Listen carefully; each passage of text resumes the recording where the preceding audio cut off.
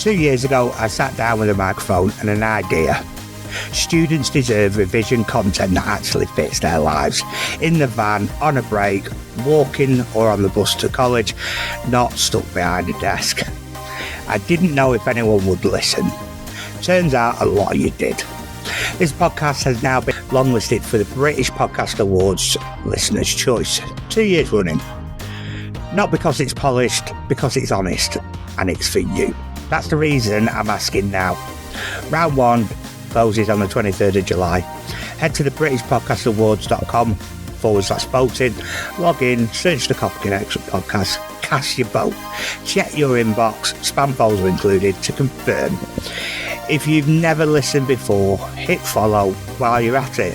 There's plenty more coming. This only works because of you. Let's go again. Welcome to a new episode. There's a moment at the end of every job, and if you've spent any time on site, you'll know exactly what I mean. The van's packed up, the tools are in the bag, the customer's standing in the kitchen, and they're looking at you and not the boiler. Not at the paperwork, at you. Because in that moment, they're about to take on responsibility for something you built. And they want to know one thing: can they trust it? That's what commissioning and handover is really about. It's not paperwork. It's not a box-ticking exercise. It's the professional moment where you say, I built this, I tested it, it's right, and I'm putting my name to it. Welcome back to the Copper Connection podcast. As always, I'm your host, Chris Bailey, and in this episode, we're looking at commissioning handover, plumbing and domestic central heating systems as part of your Phase 3 content. In this episode, we're covering the commissioning and handover of cold water systems and components, the full 11-step commissioning procedure, the soundness test requirements in detail, and what a proper handover to an end user actually looks like. This is one of the biggest units in your 9289. It runs across 25 sessions, around about 86 hours of delivery, covering cold water, hot water, central heating, sanitation systems and rainwater. We're starting where the qualification starts: cold water. If you're a plumbing apprentice working through your Phase 3, a T-level learner building up your commissioning knowledge, or a Level 2 student looking ahead at what is coming, this one's for you. So without further ado, let's get into this week's episode. So let's take a look at the 11-step commissioning procedure. Before we get into the detail of the soundness testing, I want to give you the full picture, because commissioning isn't just one thing. It's a sequence of 11 steps in order, and understanding why the sequence matters is just as important as knowing what steps are involved. So here they are. Step 1, install the cold water system. Step 2, carry out a visual inspection. Step 3, mark and label pipework if required. Step 4, fill and vent the system. Step 5, carry out a soundness test. Step 6, flush out the system. Step 7, disinfect the system. Step 8, carry out operational checks. Step 9, carry out water quality checks if required. Step 10, complete the commissioning documentation. And step 11, hand over to the end user. That's your framework. In this session, we're focusing on steps 2 through to 5, step 6 through to 11.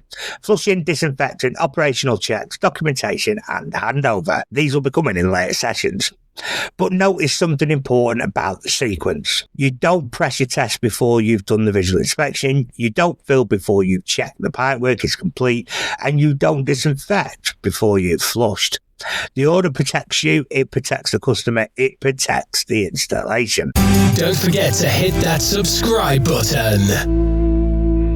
So step 2, visual inspection. You're finishing installing a cold water system. Before a single drop of water enters that pipework, you walk it. Here's what you're checking. Open ends. Any open end of pipe is a potential leak path the moment water enters the system. Cap everything that isn't connected. All the pipework is supported correctly. Unsupported copper runs will sag. Unsupported plastic runs will bow. Both will cause joints to move under pressure. Valves and appliances are installed correctly. A valve installed backwards doesn't not just work, it can create a dangerous situation when you pressurize the system. Systems and tanks are supported correctly. A cold water storage system on inadequate boarding is a disaster waiting to happen when it's full. Float operating valves are set to the correct water level. An FOV set too high means the system overfills, sets too low, and you're restricting supplies to the outlets. Isolation valves are in the off position, fill the system through the correct point under control. And if there's underground pipework, check it's at a minimum depth required by the water supply water fittings regulation, below 750 mil in vulnerable areas to protect against frost damage and mechanical damage. And one more thing, if the customer is not a plumber, meaning if the installation has been done by someone who isn't competent with an approved contractor scheme, the water undertaker must be given the chance to inspect the installation before it's tested and commissioned. The local water authority carries out random checks. The responsibility to notify them rests with the plumber. Do the visual inspection properly. Walk every metre of the installation before you put a drop of water into it. Step 3, marking and labelling pipework. In a standard domestic property, you don't normally need to label pipework. Cold water pipe runs to the kitchen, hot water pipe runs upstairs, and everyone who knows what they're looking at can follow the system. But here's the critical exception, and it comes up in the exam. If the property has a rainwater harvesting system or a grey water reuse system, all the pipework must be identified and labelled. Every run, every connection. Why? Well, because rainwater and grey water are not wholesome water. They are unwholesome. Rainwater is collected from the roof, it passes through a filter and enters a storage tank, but it's not drinking quality. Greywater is the wastewater from bath showers and basins. Again, filtered and stored, but not potable. Both are typically used to flush your WCs. Under the Water Supply Water Fittings Regulations 1999, rainwater in harvesting system is classified as Category 5, the highest risk category. A severe hazard to health, Category 1 wholesome water must be absolutely protected from any cross-contamination with Category 5 water. If these pipework runs are not labelled, a future plumber could connect them incorrectly. Category 5 water could enter the drinking water supply. That is a public health emergency. Label rainwater harvesting pipework, label grey water reuse pipework, every run, every connection. It's a legal requirement and it's there for a very good reason. Step 4, filling and venting the system. The system must be filled with Category 1 water, drinking quality water, directly from the main supply. The initial fill is always undertaken to a normal operating pressure, whether that pressure is low or high. Do not throttle the fill to make it easier to manage. You fill at operating pressure. You fill in stages, not all at once. Staging the fill gives you control over where the water is at any point. Allows you to check each section for leaks before moving on. Reduces the risk of airlocks, particularly in system-fed indirect systems where water needs to travel through a more complex route before the system is fully charged. Once the system has been filled, allow it to stabilise. Float operating valves need time to shut off as the system reaches their set water levels. Check the water levels, adjust float operating valve settings if needed. Then, visual inspection again, a second walk of the system with the water in it this time. Any joints that was passing a visual inspection when dry may be shown a weep now that it is now under static pressure. Find it now before you apply a pressure test. The system is now ready for step 5. Okay, so step 5 is soundness test. This is where the numbers matter and this is where the exam will test you because there are multiple standards referenced and you need to know which one applies in which situation. So let me walk through it clearly. The Water Supply Water Fittings Regulation 1999, Regulation 12, Schedule 2, Paragraph 12 states all water fittings should be compatible of withstanding an internal water pressure of not less than 1.5 times the maximum operating pressure. Through installation, underground pipework should ideally be tested before it is backfilled because fixing a leak after you've covered it is a significantly bigger job. Any defects revealed during a test must be rectified and retested. No patching, rectified. And the result of a successful soundness test must be recorded on the commissioning paperwork. Now, How exactly is the test carried out? For rigid pipework, copper and low carbon steel, RAS guidance G12.2 states that the whole system is subjected internally to a pressure by bumping, and then the test continues without further bumping. The pressure in the system must not drop below the test pressure over the next hour period, and there must be no visible leaks, not minimal leaks, none. RAS recommends R12.2 tells you the practical procedure. Seal all outlets, cap off or isolate all floor operated valves, then pump the pressure up until the lowest point of the installation is 50% above normal operating pressure, which is 1.5 times operating pressure. Maintain that for 1 hour. Okay, so let's look at the calculations that trip some learners up. Now, here's where it gets interesting and where learners often get confused. So I want to spend a moment on this. BSEN 806 is a European standard that covers design and commission of water installations. And when you first look at the numbers, it seems like it might be recommending a lower test pressure than the water regulations. It mentions 1.1 times the maximum design pressure, and learners sometimes read that as lower. But RAS clarifies this. BSEN 806 Part 1 defines the maximum design pressure, the MDP, as the maximum hydrostic pressure at which the system is designed to work. BSEN 806 Part 2 states that the MDP must be at least 1.5 times the maximum operating pressure, the MOP. So MDP equals 1.5 times the MOP. As British Standard BSEN 806 Part 4, which covers installation and commissioning, specifies the test pressure. So the test pressure under BSEN 806 is 1.1 times 1.5 times the MOP, equals 1.65 times the MOP. That's actually higher than the statutory minimum under the water regulations, which is 1.5 times the MOP. So BSEN 806 is not a lower standard, it's a slightly higher one. Let's check with the numbers. A cold water system has a maximum operation pressure of 2 bar.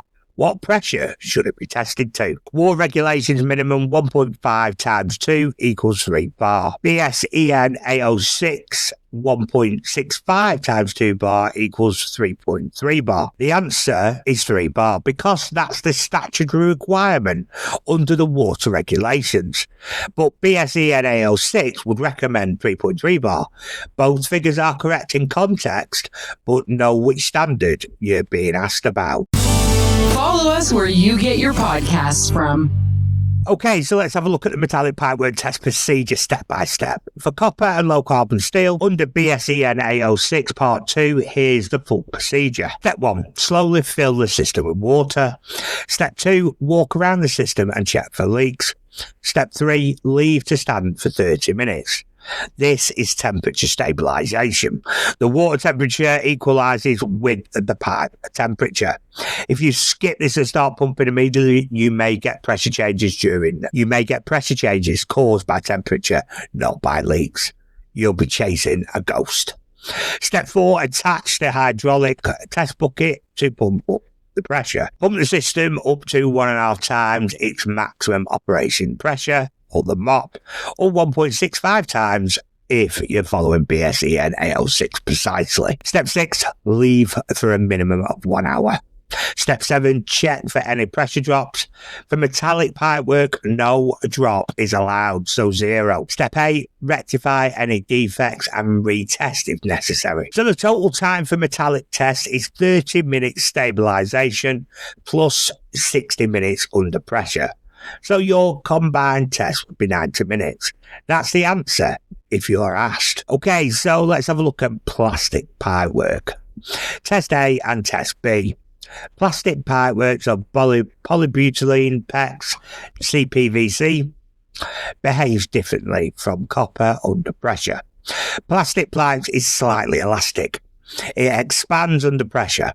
So you cannot use the same pressure test for copper because you'll see a pressure drop during plastic pipe testing even when the system is perfectly sound. The pipe is simply expanding to accommodate the increased pressure. RAS guidance provides 2 alternative tests for plastic pipework. We have Test A. The whole system is subject to a test pressure by pumping for 30 minutes. At the end of 30 minutes, the pressure is reduced by 1/3 of the test pressure. The test then continues for 90 minutes without further pumping. Test day passes if the pressure does not drop below 1/3 of the test pressure over those 90 minutes, and there's no visible leakage throughout. Then we have test B. The whole system is subject to test pressure by pumping for 30 minutes. The pressure is noted. The whole system is subject to test pressure by pumping for 30 minutes. The pressure is noted. The test continues without further pumping. The pressure drop must be less than 0.6 bar after a further 30 minutes and less than 0.2 bar after the next 120 minutes, with no visible leakage. On a system that contains both copper and plastic, which is very common in modern installations, you run the plastic pipe tests. The plastic pipe test procedure covers metallic sections too. You don't need to run separate tests for each material. No test A and test B. Know the numbers.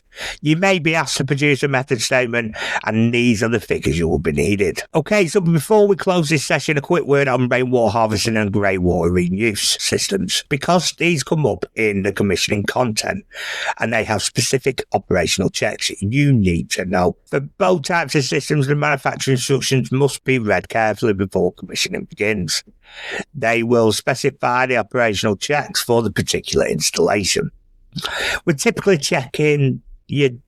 going to be checking for flow rate from the stored supply of WC or end use point.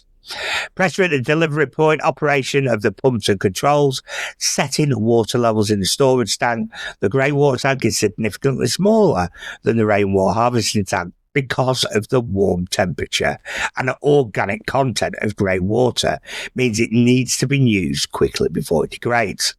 And critically, all pipework carrying a rainwater or grey water must be correctly labelled before handover. Not an afterthought. As part of the commissioning process, category 5 water clearly labelled on every single run. Okay, so that brings us to the end of this week's episode. The commissioning procedure, the visual inspection, pipe labelling, filling and venting, the soundness test with the water regulation figures, the BSEN 806 calculations, the metallic pipe procedure, and the test A and B for plastic. Next session, we'll be picking up from step 6, flushing, disinfectant, operational checks, commissioning and documentation, and what a proper handover to an end user actually looks like, including the conversations you have with the customer, what you leave with them, and why that moment matters. Because commissioning doesn't end when the system holds pressure. It ends when the customer has understood their system, they have everything they need to look after it, and you've signed your name to it. That's the standard. That's what phase 3 is preparing you to reach. If today's episode helped you, please share it with someone else on the same journey. If you haven't already, follow the Copper Connection podcast on Spotify and Apple Podcasts and YouTube, and head over to the copperconnectionpodcast.co.uk for handouts, worksheets, and all the resources we're building alongside these series. I've been Chris Bailey, you've been listening to the Copper Connection podcast, and we will see you on the next episode. We'll be back next week. In the meantime, please subscribe and thanks for listening.